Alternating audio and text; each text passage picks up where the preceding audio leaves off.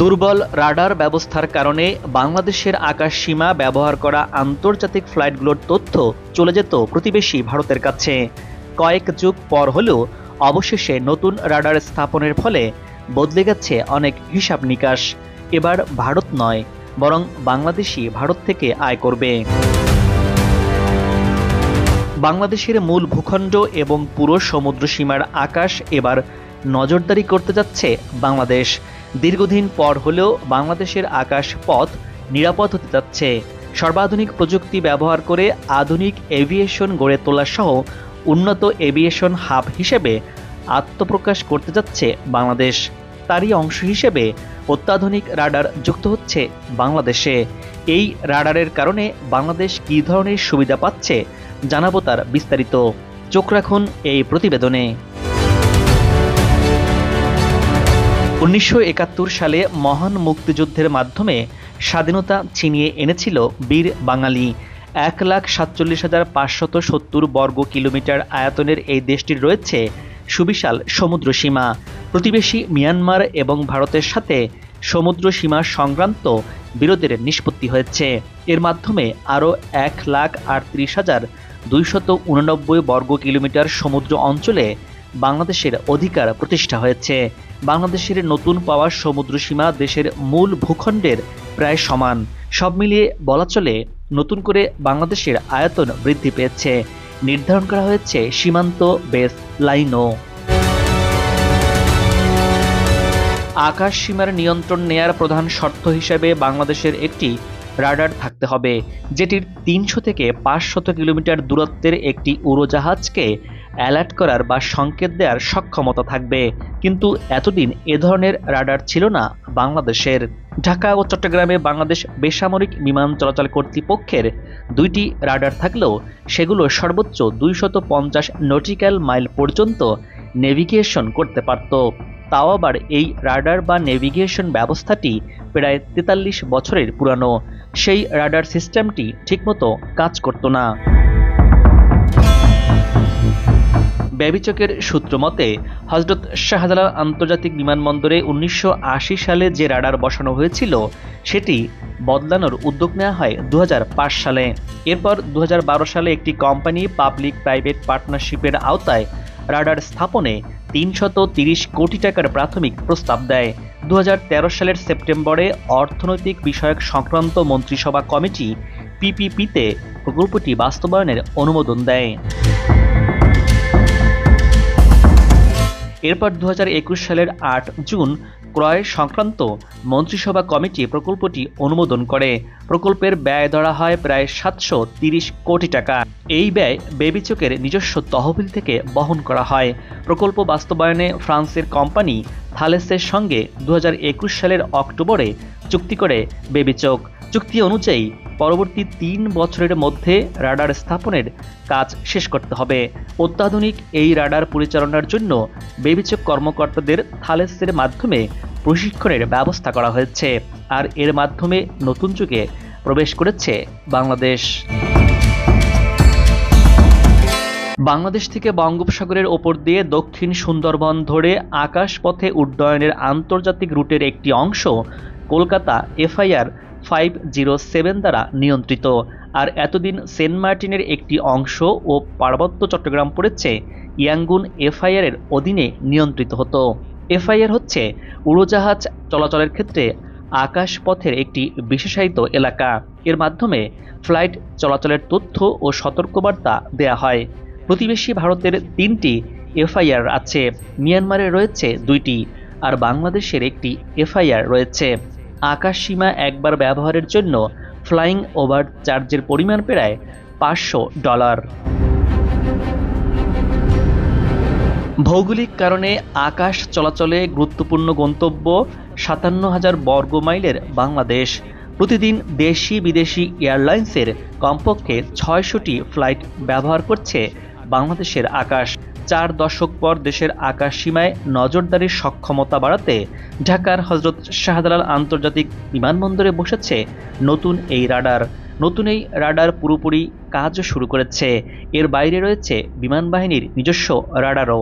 অপরদিকে চট্টগ্রামে আরও একটি রাডার অপারেশনের অপেক্ষায় রয়েছে।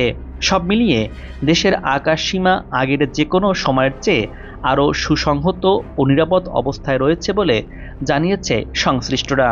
বঙ্গোপসাগরের বিস্তীর্ণ এলাকাও চলে এসেছে আধুনিক এই রাডারের আওতায়। সংশ্লিষ্টরা বলছেন, পুরো দেশের আকাশসীমা নজরদারিতে আসায় দেশে অবতরণ না করে যেসব উড়োজাহাজ বাংলাদেশের আকাশ ব্যবহার করে সেগুলো থেকেও ফি আদায় করা যাবে, ফলে দেশ আর্থিকভাবে লাভবান হবে। বেবিচকের তথ্য বলছে, এর আগের রাডার ও নেভিগেশন ব্যবস্থা পুরনো হওয়ার কারণে নজরদারি ওভারফ্লাইং ফি পুরোপুরি আদায় করতে পারছিল না বাংলাদেশ। অথচ একবার আকাশ ব্যবহারের জন্য আন্তর্জাতিক বিমান চলাচল সংস্থার নিয়ম অনুযায়ী অন্য কোনো দেশের উড়োজাহাজ বাংলাদেশের আকাশসীমা ব্যবহার করলে সংশ্লিষ্ট এয়ারলাইন্স কর্তৃপক্ষের কাছ থেকে ফি নেয়ার বিধান আছে। আকাশসীমা একবার ব্যবহারের জন্য ফ্লাইং ওভার চার্জ নামের এই ফি এর পরিমাণ $500। বেবিচকের সূত্রমতে, বাংলাদেশের আকাশসীমায় কখন কোন বিমান ঢুকবে তা পূর্ব নির্ধারিত। এর জন্য ওভারফ্লাইং চার্জ প্রযোজ্য। যদি 1 মিনিটের জন্য কোনো বিমান দেশের আকাশসীমায় প্রবেশ করে, এজন্য তাদের জানাতে হয় এবং চার্জ প্রযোজ্য হয়। উড়োজাহাজ ট্রাফিক নজরদারি বিষয়ক অ্যাপ ফ্লাইং রেডারের তথ্য বলছে, বর্তমানে বাংলাদেশের আকাশসীমা ব্যবহার করে প্রতিদিন ভারতের অভ্যন্তরীণ রুটের 90 থেকে 100টি ফ্লাইট চলাচল করছে। এভিয়েশনের ভাষায় একে ওভারফ্লাই বলে। দিন দিন ভারতের ফ্লাইটের সংখ্যা বাড়ছে। মূলত ভারতের কলকাতা, শিলং, মণিপুর, গুয়াহাটি ও আগরতলার ফ্লাইটগুলো বাংলাদেশের আকাশ ব্যবহার করছে। বাংলাদেশের আকাশ ব্যবহার না করলে গন্তব্যে পৌঁছতে তাদের 2 থেকে 3 গুণ অতিরিক্ত সময় লাগত। ভারতের কলকাতা থেকে গ্যাংটক, শিলং এবং আসামের সড়ক পথ ব্যবহার করে গুয়াহাটির দূরত্ব দাঁড়ায় প্রায় 1018 কিলোমিটার। এই পথ পাড়ি দিতে সময় লাগার কথা 2.5 ঘন্টার মতো। বাংলাদেশের আকাশ ব্যবহার করে এই রুটে মাত্র 1.25 ঘন্টা থেকে 1.5 ঘন্টায় গন্তব্যে পৌঁছতে পারছে ভারতীয় উড়োজাহাজ। বাংলাদেশের ওপর দিয়ে যাওয়ায় তাদের আকাশ পথের দূরত্ব দাঁড়াচ্ছে 519 কিলোমিটার। এ রুটে প্রতিদিন স্পাইস জেটের 3টি ফ্লাইট, ইন্ডিগো এয়ারের 10টি, এয়ার ইন্ডিয়ার 7টি, ভিস্তারা এয়ারলাইন্সের 5টি, গো ফাস্ট এয়ারলাইন্সের 4টি এবং এয়ার এশিয়া ইন্ডিয়ার 2টি ফ্লাইট চলাচল করছে। কলকাতা থেকে ভারতের আগরতলার দূরত্ব 1547 কিলোমিটার, কিন্তু বাংলাদেশের আকাশ ব্যবহার করার ফলে দূরত্ব দাঁড়িয়েছে 330 কিলোমিটার। এ রুটে প্রতিদিন ইন্ডিগো এয়ারের 7টি, এয়ার ইন্ডিয়ার 2টি ফ্লাইট চলাচল করছে। অন্যদিকে কলকাতা থেকে মণিপুরের রাজধানী ইম্ফলে প্রতিদিন এয়ার ইন্ডিয়ার 8টি, ইন্ডিগো এয়ারের 7টি, এয়ার এশিয়া ইন্ডিয়ার 2টি ফ্লাইট চলছে। 1507 কিলোমিটারের এই রুটে অর্ধেকেরও অর্থাৎ মাত্র 620 কিলোমিটার পাড়ি দিয়েই ফ্লাইটগুলো গন্তব্যে পৌঁছাতে পারছে। এ তো কেবল ভারতের উড়োজাহাজ বাংলাদেশের আকাশসীমা ব্যবহার করে চলার খণ্ডচিত্র তুলে ধরলাম। অন্যদিকে আন্তর্জাতিক আরও অনেক রুটের উড়োজাহাজ বাংলাদেশের আকাশসীমা ব্যবহার করে চলে, আর এগুলো চলাচলের সুযোগ কাজে লাগিয়ে অর্থ আয়ের দিকে এগিয়েছে বাংলাদেশ। বিশেষজ্ঞরা বলছেন, শাহজালাল আন্তর্জাতিক বিমানবন্দরে নতুন রেডার স্থাপনের ফলে দেশের আকাশ আপাতত রাহুমুক্ত হয়েছে ভারত থেকে।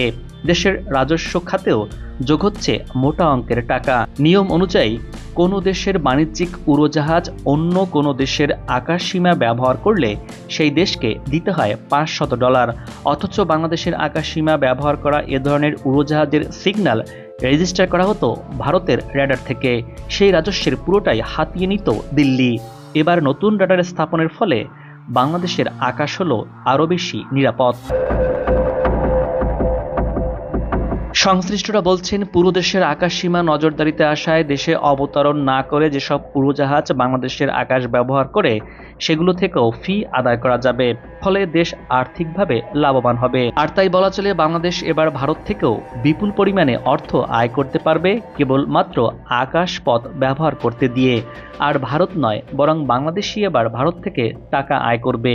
এতে দেশের অর্থনীতিতে নতুন পালক যুক্ত হবে। ব্যবিচকের সূত্র জানা গেছে, পুরোপুরি ফাংশনাল হতে সময় লাগলে এরই মধ্যে এই রাডারের ডেটা ব্যবহার শুরু হয়েছে।